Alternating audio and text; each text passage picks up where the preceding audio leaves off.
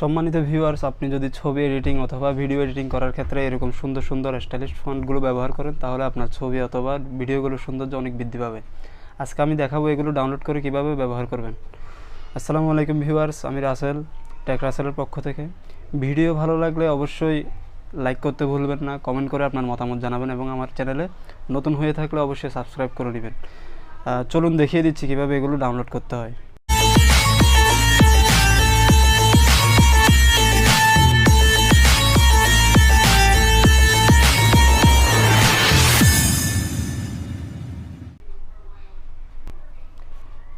শুরুতেই বলে নিচ্ছি, আপনারা যে কোনো ব্রাউজার থেকে এই ফন্টগুলো চাইলে ডাউনলোড করে নিতে পারেন।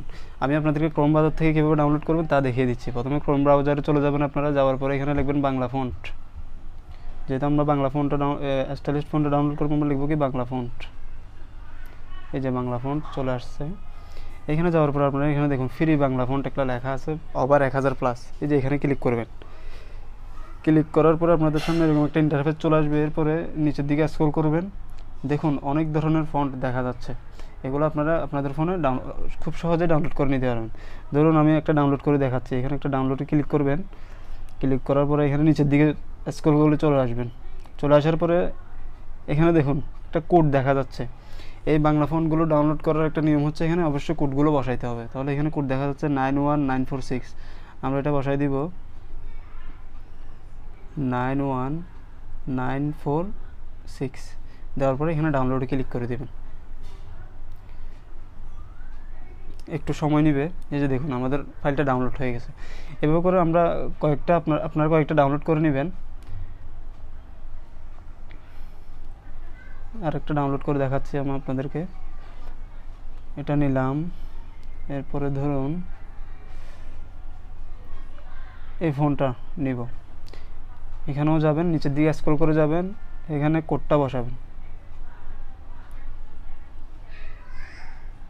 53958। এরপর ডাউনলোডে ক্লিক করবেন। সরি, আমার কোডটা ভুল হয়েছে মনে হয়। কোডটা আরেকবার দিচ্ছি আমি। এই দেখুন ভুল করলে আবার কোড চেঞ্জ হয়ে যাবে। এখানে 56381 ডাউনলোড। তাহলে এই ফোনটা ডাউনলোড হয়ে গেল। এরপর আপনারা এখানে 3 লাইনে চলে যাবেন। 3 লাইনে যাওয়ার পরে এই যে ডাউনলোড অপশনে যাবেন। ডাউনলোড অপশনে যাওয়ার পরে ওই যে ফোনগুলো ডাউনলোড করছেন এগুলো আপনাদের ফোন মেমোরিতে অথবা মেমোরিতে নিয়ে যেতে হবে। সেজন্য এখানের উপর টাচ করবেন। আমি যে কোনো একটার উপর টাচ করলাম। এখানে দেখা যাচ্ছে কপি টু বা এক্সট্রা ফাইল লেখা আছে। আমরা প্রথমে কপি টু যাব। আপনারা কপি টুতে যাবেন। যাওয়ার পরে ইন্টারনাল শেয়ার স্টোরেজ এখানে যাবেন। যাওয়ার পরে এই যে বাংলা ফন্ট লেখা আছে এখানে পেস্ট করে দিবেন। পেস্ট করে দেওয়ার পরে ধরুন আমরা এই যে 4-5টা ডাউনলোড করলাম, এখান থেকে প্রথম এটার উপর ক্লিক করলাম। ক্লিক করার পরে এক্সট্রাক্ট হেয়ার, এই ফাইলটা এক্সট্রাক্ট করতে হবে। এখানে এক্সট্রাক্ট হেয়ারে ক্লিক করবেন, তাহলে এক্সট্রাক্ট হয়ে গেল। এরপরে আপনারা যে অ্যাপসের মধ্যে এই ফন্টগুলো অ্যাড করতে যাচ্ছেন ওই অ্যাপস ওপেন করবেন। আমি যেহেতু PixelLab দিয়ে দেখাবো, এই PixelLabটা প্রথমে ওপেন করে নেবেন। আপনারা ওপেন করে নেওয়ার পরে এখানে যে কোনো একটা টেক্সট লিখবেন। ধরুন এখানে আমি আমার নামটা লিখব, যেহেতু বাংলায় করব তাহলে বাংলায় আমার নামটা লিখি রাসেল। সরি,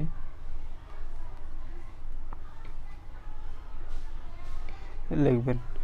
লেখার পরে এই লেখায় টাচ রাখা অবস্থায় এদিকে অ্যাবি ফন্টে চলে যাবেন।